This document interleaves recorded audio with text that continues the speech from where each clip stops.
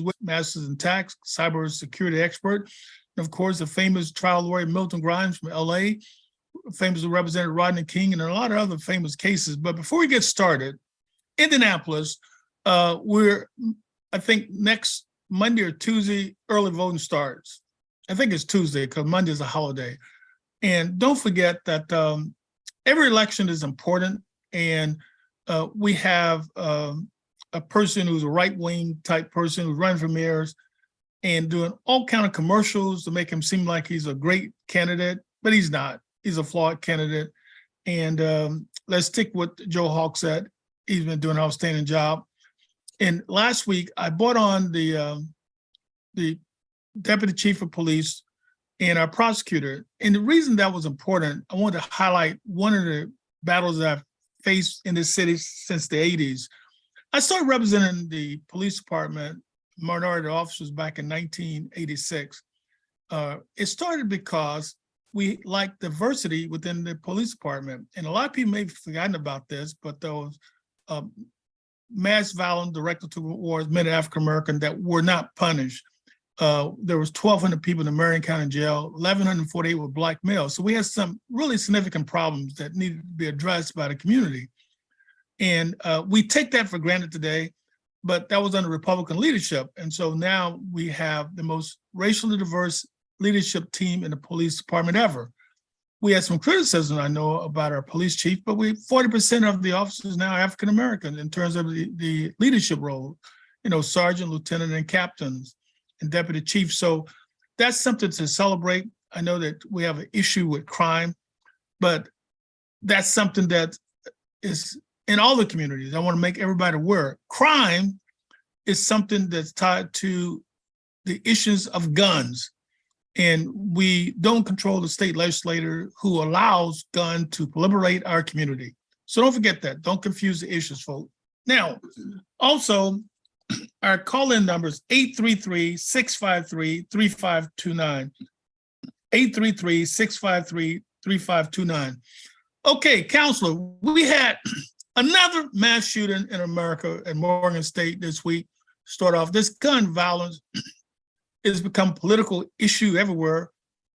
But each time that we try to address the issue, that is the core cause of these mass shootings, of course, is the mass number of guns that are in all our communities. Guns are everywhere because state legislators pass laws to allow anyone, even lunatics, to own guns.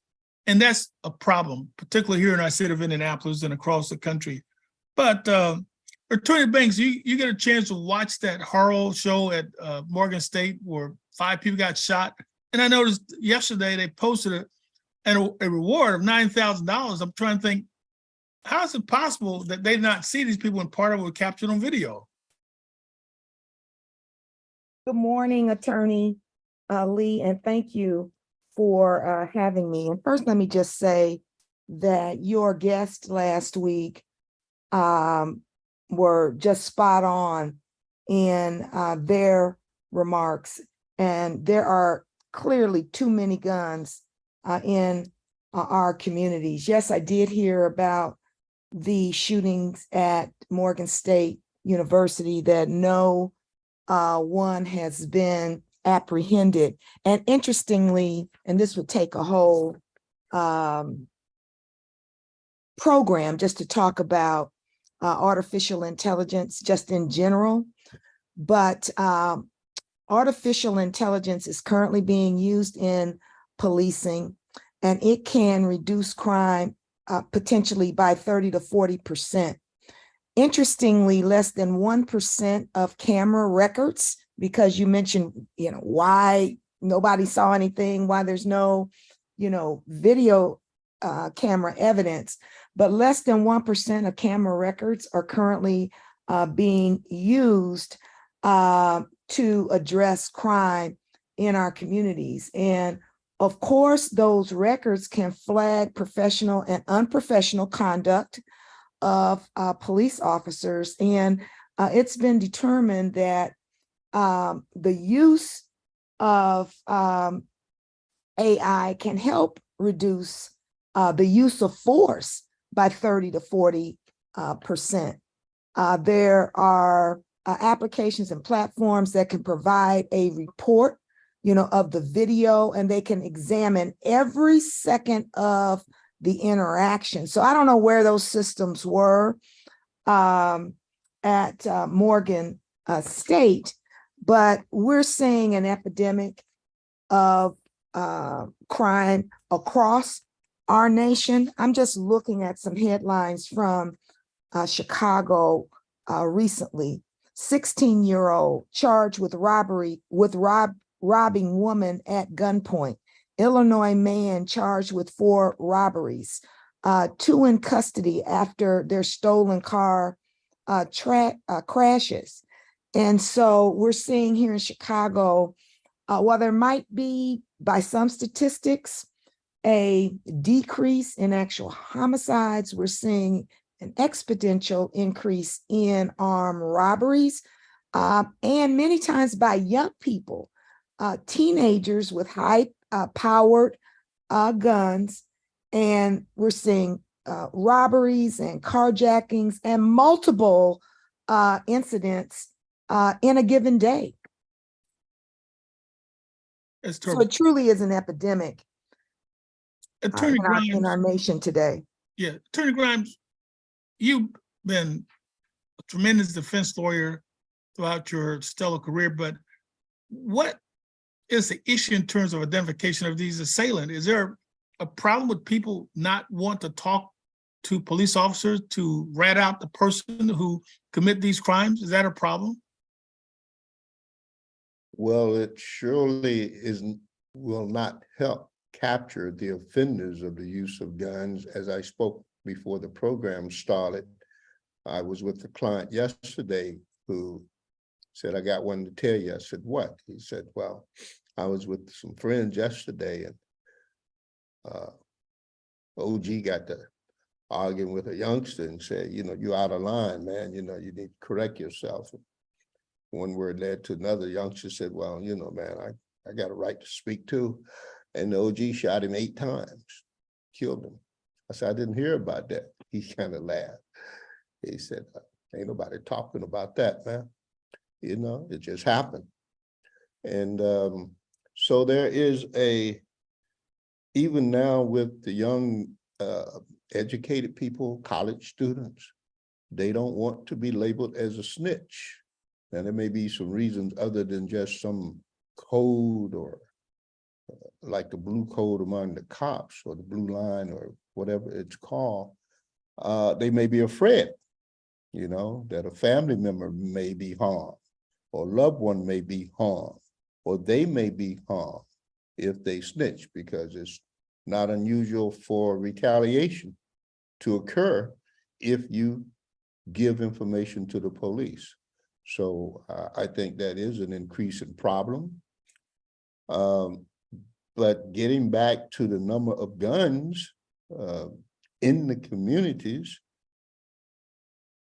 we've had this conversation in other shows, Nate. There are more guns in America than there are human beings. There are more guns in America than there are people, according to the statistics. We got to do something to eradicate the presence of all these guns. I don't think we've come up with that answer yet. I don't know what the answer is.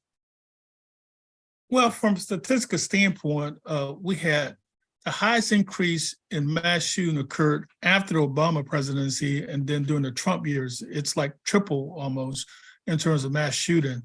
But then in response to all these mass shootings, instead of having gun purchases, acquisition more restrictive, like we have Republican-controlled legislators in conjunction with the NRA, what they did is they made guns more accessible. The solution to an increase in mass shooting was to enact gun laws where everyone could get guns, even without the necessary background, mental health challenges, people could get them. And otherwise, very few limitations were placed on acquiring and obtaining guns. You get them at the gun shows and places like that without reprisal. we had some regulation that requires you to do a background check, fingerprint. So there was a direct correlation between the ability to acquire guns based upon these laws that have been enacted and the uptick in shooting. So if you take the fact that the United States is 3% of the world's population, but we're over 50% of private gun ownership, so you wonder why we have so many shootings. Well, if we didn't have everyone owning guns and weapons of mass destruction, I think that we would see a dramatic decline. But as we sit here today, we have to go out and vote, get rid of these people that advocate the gun ownership to anyone. We have to go back to background checks. We need some standards in order for people to acquire a weapon. And also, we also look at team. Last show, we talked about the fact that the parents could have liability for the shooting of their kids by allowing them to use their weapon. And we talked about the fact that the parents could be prosecuted. The other thing that we didn't talk about is that when your teenage kids shoot people with your gun, it creates civil liability on the parents. You could sue the parents, and oddly enough, it covered by most parents' homeowners insurance. And so we've been successfully suing parents for shooting by their kids. And a lot of people don't talk about it, but it's a legal remedy, but it don't bring anybody back alive, but it does allow for monetary compensation. We're also seeing in at least 2 cases, the father of the mass shooter in Highland Park, Illinois, he's being prosecuted criminally as a result of consenting to have his son obtain a gun. And then we also see parents in Michigan as well that are being criminally prosecuted for their role in granting, in their children being granted access to guns. There have been, and this was as of July, so I know this number has really increased, unfortunately, over 400 mass shootings in our country so far this year. And nearly 1 in 5 adults have had a family member killed by a gun. And as Attorney Grimes stated, we have more guns in this country than we have people. There are 120 guns for every 100 Americans in our country. A child is more likely to be killed by a gun than through death in an auto accident or illness. And we're the only nation in the world that has this problem. And for some reason, it's, to me, I see like the judge that killed his wife 2 months ago, he owned 49 guns. What city was that in? That's in Orange County, California, Anaheim. He owned 49 weapons registered to him. 49. 49. I have a client, he owned 20 guns. He's in trouble for pistol whipping a man over a property dispute. He's on camera for 13 minutes, hitting this guy side the head with a gun. There are a number of, not a number, I shouldn't exaggerate. I know several people who own multiple double-figure guns, and they're proud of their ownership. They like to display these weapons. You follow me? So I don't know what the psychological point, or what would be, what would psychologists make of this assessment of people who like to own multiple guns, and there's pride in the ownership of the guns, more than just having a gun to protect yourself. It's almost like a worshiping of the guns. What is second? Oh, go ahead, Attorney Banks. And when we talk about what are the solutions. We've shared in previous shows that Illinois is one of approximately 9 states and the District of Columbia that have passed a assault weapons ban. And we've also passed a law that would hold gun manufacturers accountable who knowingly cause harm from their unsafe marketing practices. And so the law prohibits advertising and marketing that encourages this paramilitary or unlawful private militia activity and advertising to children under the age of 18, encouraging them to use guns in an unlawful way. We also have passed expanded background checks, as you referenced, are needed, Attorney Lee, and a law to combat illegal gun trafficking. And we're the 16th state that requires gun dealers to be certified. We also have established the first ever Office of Firearm Violence Prevention, which would provide investment in community-based violence prevention initiatives and support communities that are most affected by firearm violence. So those are some of the things that we're doing here in Illinois to address the problem. And I was horrified when I heard statistics this week involving the general dollar stores and the family dollar stores. I'm sure that our listeners and Attorney Lee and Grimes are familiar with these stores across the nation.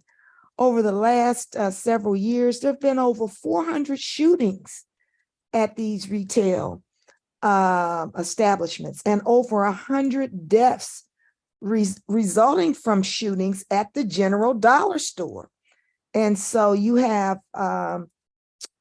former employees and employees that have filed litigation against the dollar store. They can't carry a lot of money, can they? I have no idea why we've seen this increase in shootings and killings at general dollar stores. And that's an excellent point, Attorney Grimes. I'm just not sure why the general dollar store. I didn't mean to say they can't, but I don't imagine them to be a recipient of thousands of dollars a day. I just don't see that. Wow. Well, the other issue you talk about is the idea that we don't solve a lot of these crimes because citizens don't cooperate with police department to identify the assailants. Now, you addressed that earlier, Milton. We talked about on the show last week that they have some protection, locally, for example, in Indianapolis, protect people who, I guess, inform police, or I guess you call it rat out the assailants. But that's a problem across the country. But like in LA, your neck of the woods, is that difficult for people to do because of adverse repercussion from the assailants? It's listed as some of the things that deter people from cooperating with the police. Nate, I've had clients on the witness stand not testify. No, I had them not testify because they didn't want to be a snitch. I mean, there's a code amongst at least some gang people that they will not take the witness stand and cooperate with the Justice Department, law enforcement, or anyone in informing. Simple as that. And they will take the risk of going to prison rather than testifying in their own defense. You haven't seen that? I've seen that. I don't do the criminal practice, so my concern though is that, so I've seen some of the high profile cases I watched the case with Megan Thee Stallion, and I watched that some of the witnesses try to flip their testimony, during the trial process. I kind of watched that.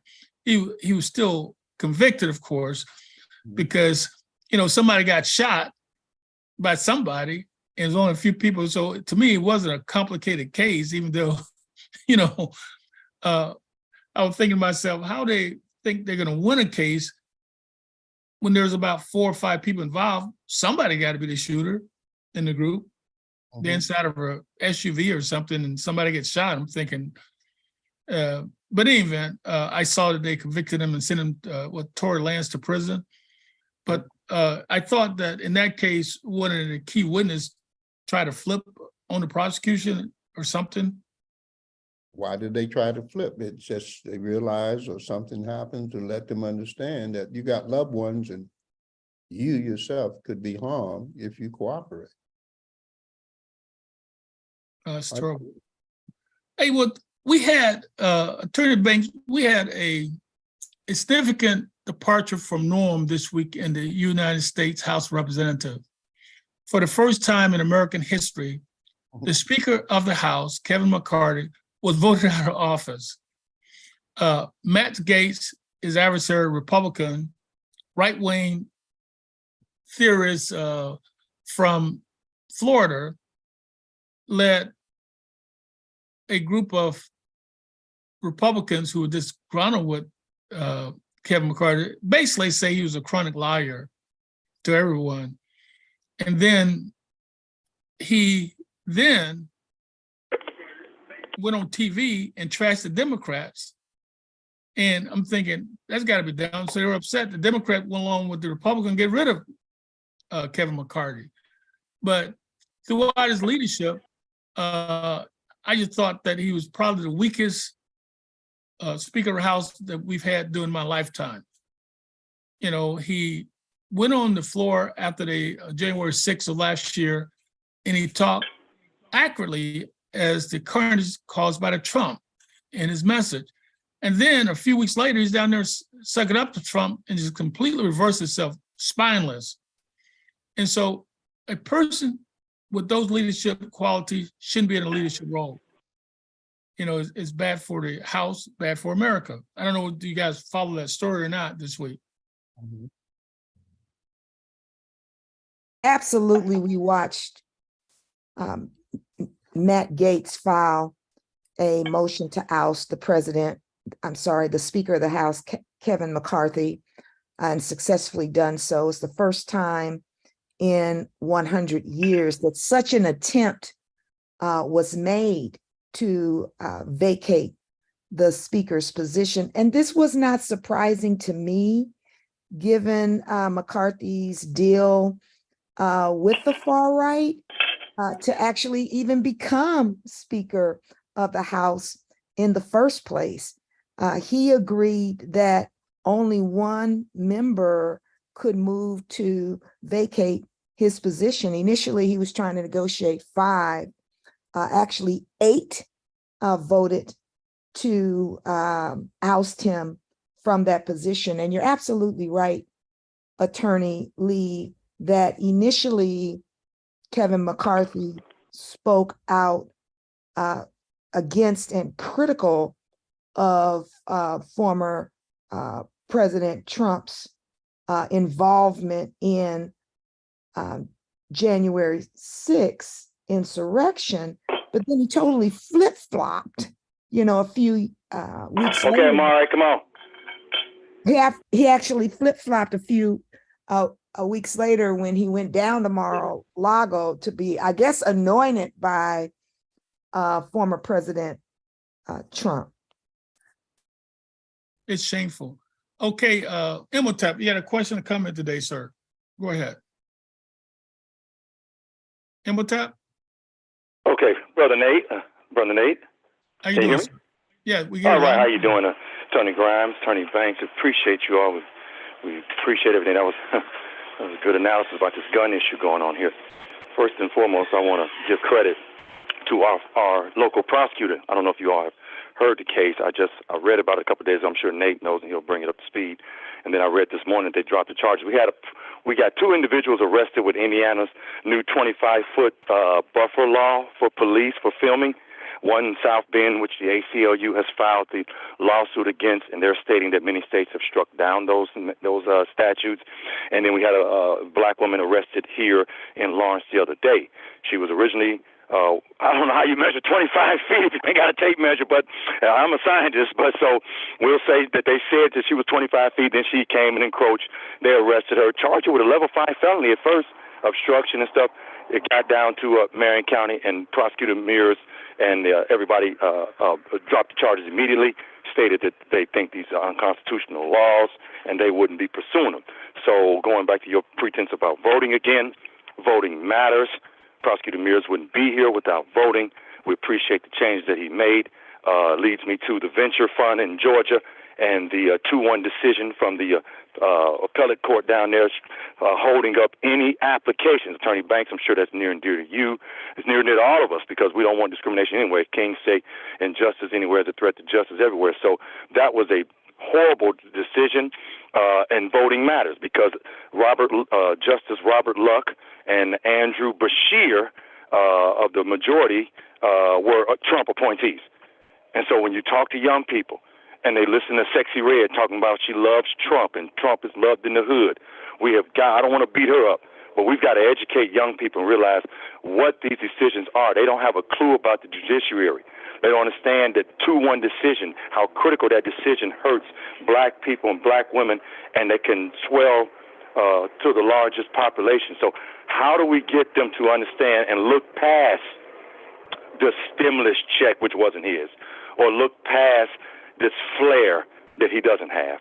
Because I'm from Gary, Indiana, and Donald Trump did us wrong in Gary. He didn't hold up any of his promises. And as a matter of fact, when he filed bankruptcy on the casino, the late Don Barton, great brother from Detroit, real estate magnate who owned Fitzgerald's and a casino in Vegas and Tunica, went to federal court, acquired the casino, and Donald Trump didn't want him to have it. And they had contentious words when he left. Don Barton had very bad things to say about Donald Trump. And so we don't have any pretense for him. But how do we talk to them so they can understand that these decisions that are made by people like Donald Trump affect the venture fund, affect all kind of other people in these decisions with these federal judges? Because to just sit here and say, well, the hood likes them, that is just real, real crass, and we got to get past that. And well, but see, we got we got a local mayor's race, and I noticed in that race he's got African American, but when you look at his company, he didn't hire any of us. It was kind of a strange sort of circumstance. In this city, for example, Indianapolis is about 40% racially diverse in terms of minority, and so we have a mayor who embraces diversity.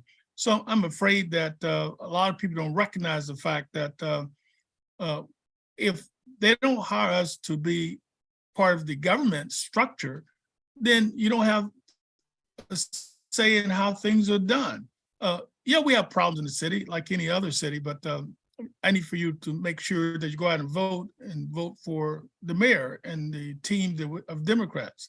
But in any event, Attorney Banks, he talked about that case down in Alabama, and I think that most people don't realize that the reason you have the Republican Party, who now is the minority party, but yet they control the House of Representatives, although statistically speaking, nationwide, they got 47% of the vote.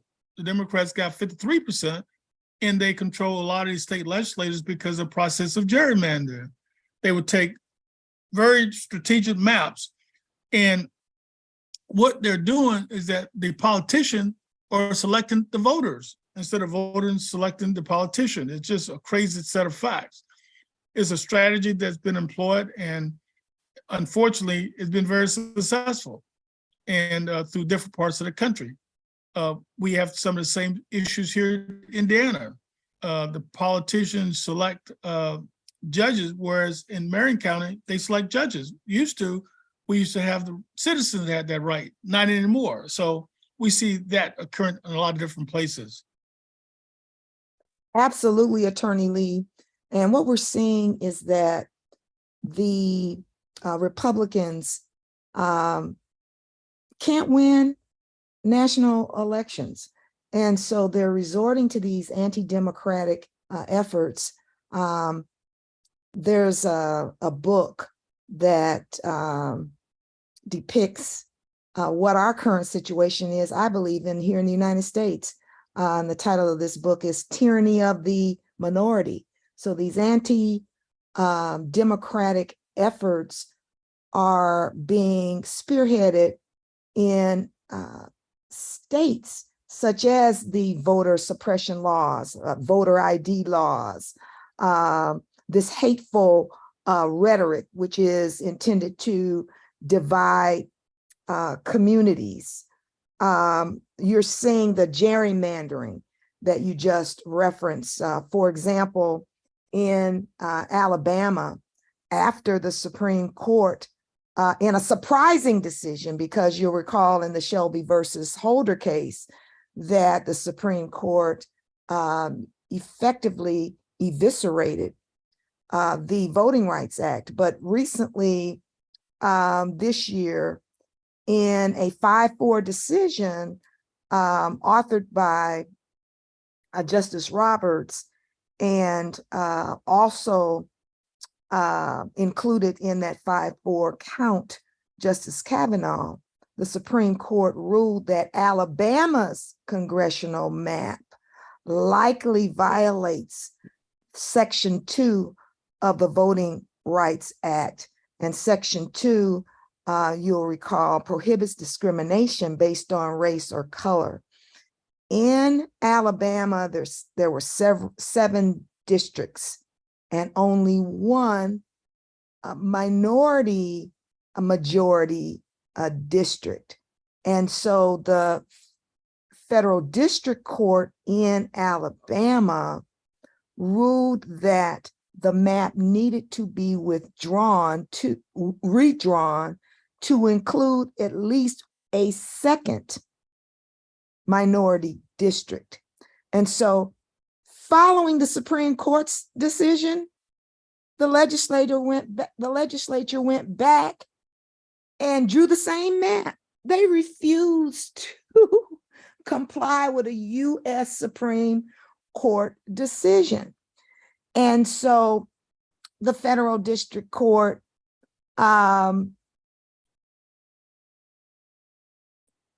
ultimately retained an entity to draw a fair map. And again, Alabama sought the Supreme Court to enjoin the fair map, creating the 2 districts. And once again, the Supreme Court a few weeks ago, they declined to take that case. So we are now seeing a second district being created. There's 7, and there was only 1 Black district. Now there are 2. And why is this important? Because it will impact the 2024 elections. There are currently 6 Republicans and 1 Democratic member from Alabama in Congress. And so it is likely that Alabama will pick up 1 new Democratic member of Congress in the upcoming national elections. Now, what was very important about that audience is Alabama racial diversity is about 28% minority and 72% Caucasian. So mathematically, if you have, say, 7 congressional candidates, a minimum of 2 of those should be minority if you do the maps correctly. And that was what at stakes here. Now let's take a call. Will Phillips, you have a question to come in for us today, sir. Go ahead. Hello? Hello? Yes, sir. Yes, hello? Yes, sir. We can hear you loud and clear. What's your question to come in today? Yes. Hey, how you doing, Nathaniel Lee? Fantastic.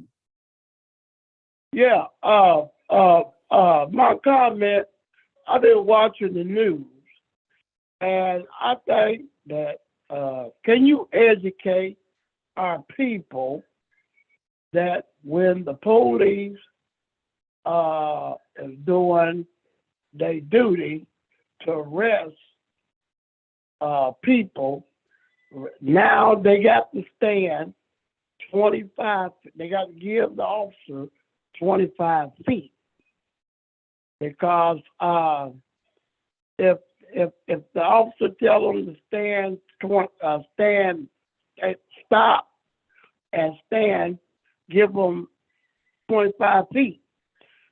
They have to complete their investigation. They don't want people to walk up on them while they doing the investigation. Because if the police tell you to stop, you got to stop. Let them finish. It's the same way as a security guard. If we are doing our duty in like at the malls or at the grocery store, and we see somebody did somebody wrong, or they shoplift, don't interfere. Don't interfere. Let us do our investigation. That's what we get paid for. We get to serve the people in the right way, not somebody invaded in the investigation.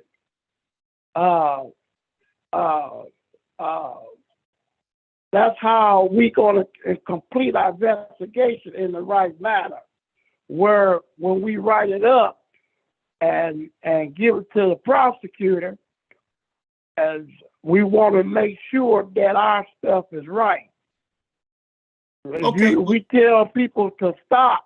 Okay, That okay, means I stop. got that. But let me explain the law real quickly.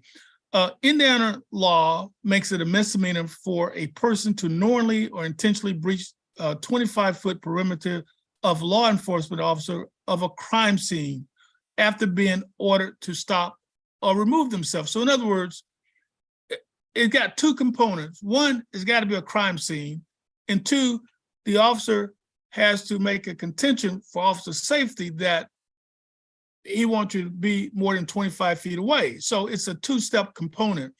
Now, I understand, but there's a problem with this law that I think is unconstitutional. And that is, I think that if you interfere with a lawful arrest or arrest, I think that's problematic.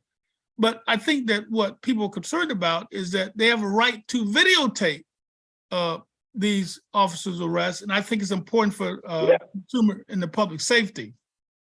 Yes, Nathaniel Lee, they're not saying that they just, if it's good to, take video chat, but take video chat, 20 feet, 25 feet. That's what they saying, not to get up close to them. Like this, like they don't want the media to be in the courtroom. Okay, I got it. Okay, now moving forward, Milton, Vanita, the problem we have is that I think that the caller who is apparently law enforcement makes a valid point in the sense that for officer safety, if it become an issue, then he could request a person move back. But at the same time, I think that it's a good idea for citizens to videotape these arrests because a lot of times they go bad. Milton, you're on mute.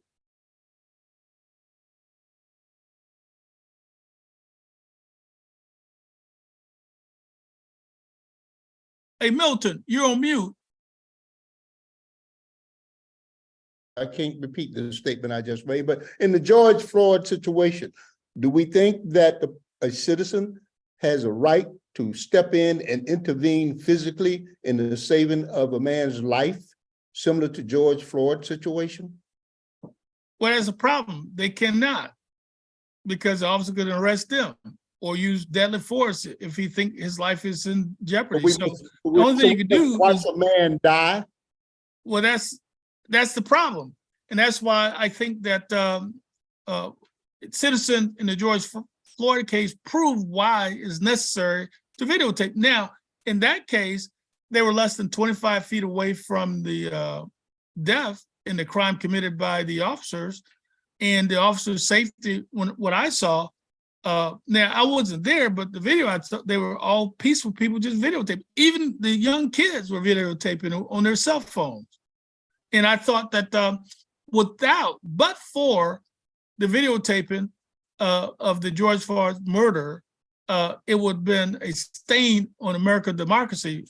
If they were not able to videotape that heinous crime scene, we never would have got justice. And it changed the culture of America, at least temporarily, because people did realize that.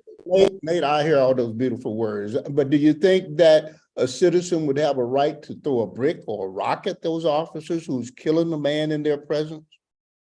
They cannot. They cannot. They cannot. Without risk of injury or death, Milton, and their intervention would be deemed illegal, not only by the law that Attorney Lee just referenced. And so the best thing for citizens to do, as in the George Floyd case, is to videotape the interaction. Well, also, Mel, if the I got a problem.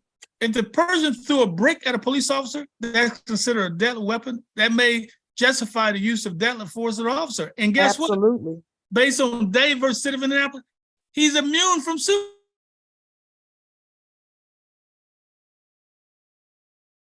You're freezing. But Attorney Milton, I can, of course, understand the sentiment.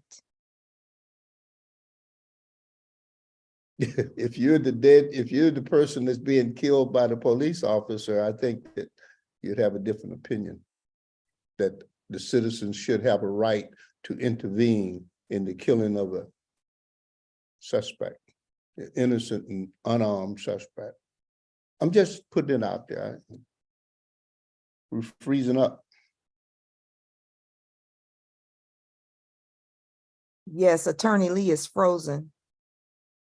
He was going to agree with me, I think.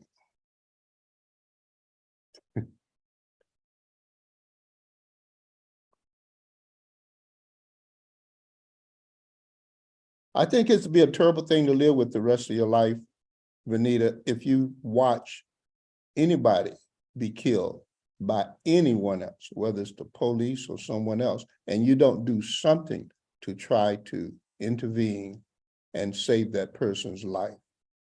And I understand what you're saying about law enforcement and their power and their right and their whatever you want to call it. Authority. Yeah, authority. But I think there comes a time when that is forfeited. And when you're taking the life of a person, a defenseless person, I think that's the time. I guess every case would depend on its own facts, but I understand that. Yeah. Are you back, Attorney Lee? Yeah, I am. Now we have a call on the cell phone. Call, you have a question or comment for us today, sir? Yes. Go ahead. Guys. Just a couple of things, really. Just, are you guys aware of any efforts to support the officials in the Trump indictment cases? Because I understand that there's a lot of negativity from the public in those jurisdictions. So I just wondered, from your professional organizations, are you aware of any efforts to support the prosecutors, for example?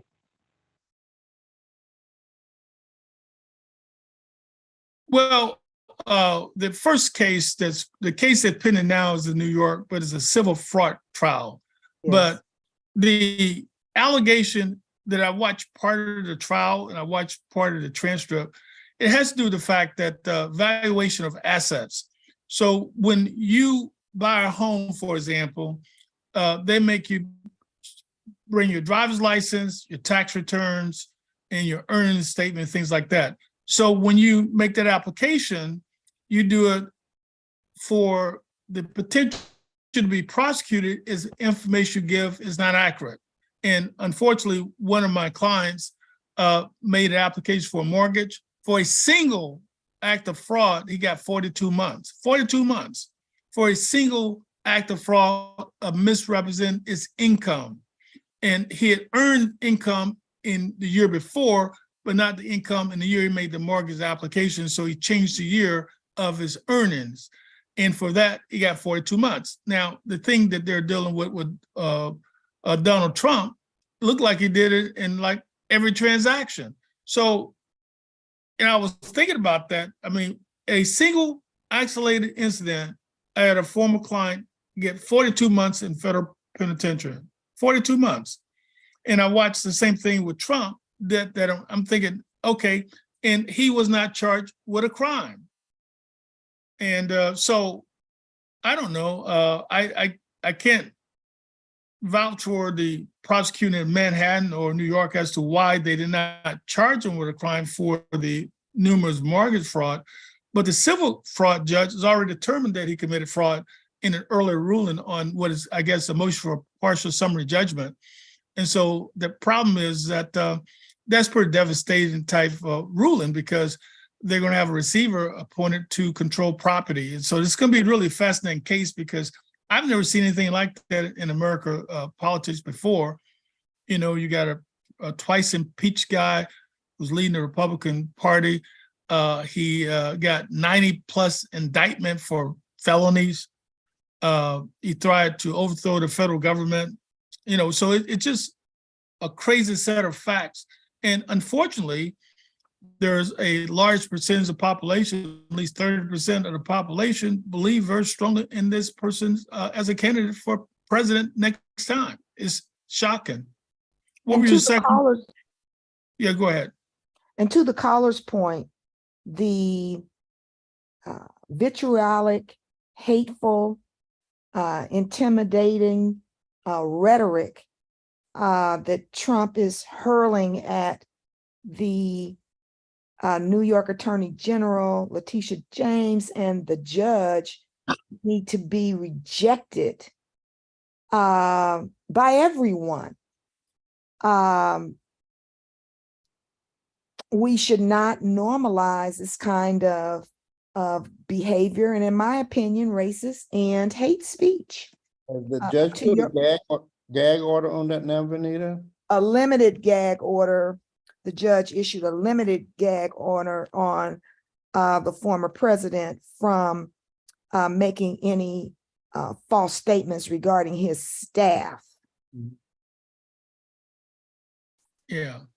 You know, the other thing too that the Trump team misrepresented, on the form they produced it, you have to check if you want a jury trial. When you enter your appearance, you ask jury trial, trial by court. They check trial by court. I gotta say, they gotta be the dumbest thing I've ever seen. And then you go badmouth the judge. I mean, you're talking about insanity.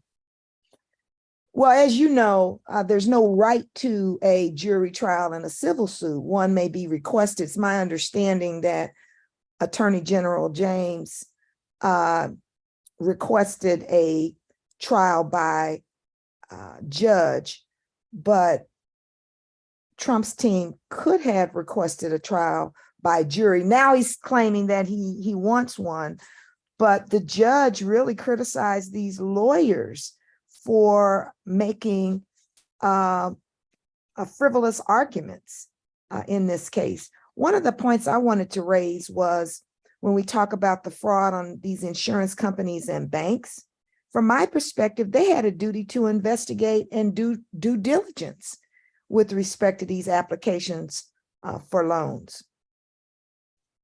Now that they get and taken to lunch and given a little something under the table, I guess their due diligence is cured that way.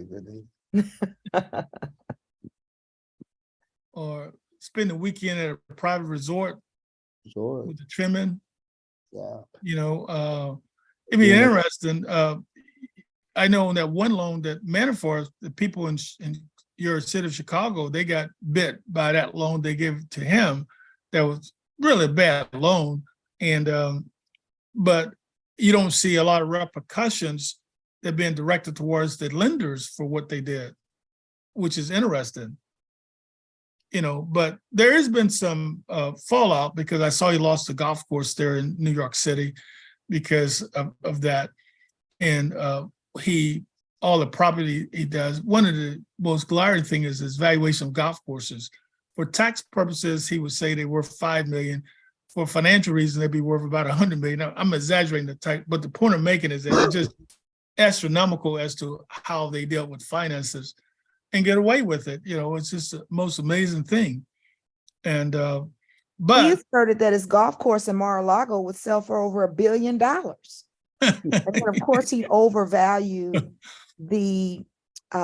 his penthouse in New York as well. Well, he said the 10,000 square foot penthouse, he said it was 30,000 square feet. So he made the building 3 times the size, I guess. You know, but you know, Mar-a-Lago, it's a nice property there in Palm Beach. It's a really nice location, stuff like that. But it was amazing how he was able to get the golf course property. He got the golf course property because they were flying the planes close to Mar-a-Lago. And so they settled and they gave him the property not far from the airport. I mean, just a crazy deal. And so he's been able to get pretty much what he wants in most government. And that has a lot to do, he was a big political contributor to Democrats and Republicans before he decided to run for president. And so I think that kind of had played a factor in terms of how decisions were made. It appeared to me, I don't know, I could be wrong about that, but just my opinion. More to follow on this trial. It's my understanding that the trial may continue for 3 months and that there may be over 100 witnesses that are called to testify in this trial. And as you stated, the judge has issued at least a partial summary judgment. And so now we're talking about damages, and there's a lot of at stake here. Attorney James is seeking to have all of his licenses to do business in the state withdrawn, and he may lose these properties as well. An appellate judge ruled just a day or so ago in denying his appeal of the district judge's opinion, but allowing him to retain his business assets for now. Wow. Do you think what we consider to be bad publicity and wrong, he's looking at as any publicity is good, and it helps his pursuit of the presidency, and that's why he doesn't mind keeping this lawsuit going, even though, yeah, he may lose in court, but he may win in the public opinion jury? Well, he's trying this case in the court of public opinion, and this is how he's campaigning for office. Right. And I saw a statistic recently, Attorney Lee, back to your point, that 71% of those citizens polled trust Trump to tell the truth. And that's over their own friends and family, 63%, and over religious leaders as well. And a horrifying statistic is that 1 in 5 voters believe that violence may be necessary. So he's using this as political fodder or whatever you call it? Absolutely, and raising funds based on this trial as well. Well, we're at the end of the time for our show, and I'd like to thank our callers and our VIP guests for joining us. We're going to take next week off from the show and resume the following week because there's a lot of important issues that are facing us today. But as a citizen, you must participate. You got to get out and vote. So make sure that we have upcoming local election. Make sure you get out and vote. and make sure you call your friends, your neighbors, and everyone else. Got to vote, folks. Take care and have a blessed weekend. We'll talk to you in 2 weeks. Take care, everyone. I guess.